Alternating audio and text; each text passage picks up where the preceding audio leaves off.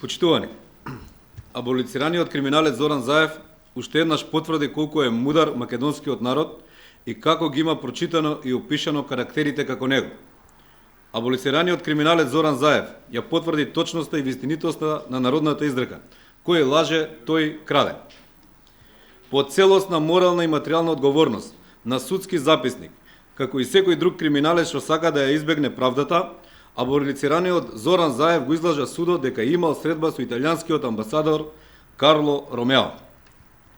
Аболицираниот криминалец Заев лажеше без око да му трепне, само за уште еднаш да го одложи рочиштето и да го развлече предметот за подкупот што го бараше остромичкиот бизнисмен по неговиот принцип: евро за црквата, евро за вицето.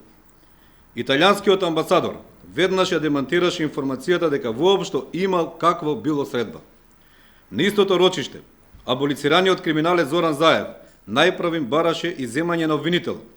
Повторно со лага дека се водела кривична постапка против него.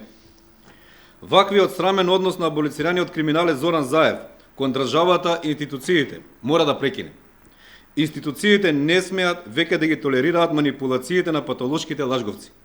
Заев мора да одговара за изнудата врз остромичкиот бизнисмен. Само од овој рекет Заев се товари дека сакал да се збогати за дополнителни речиси 200.000 евра. Ова е истиот Заев кој е аболициран за криминал тежок над 7 милиони евра за случајот Глоба.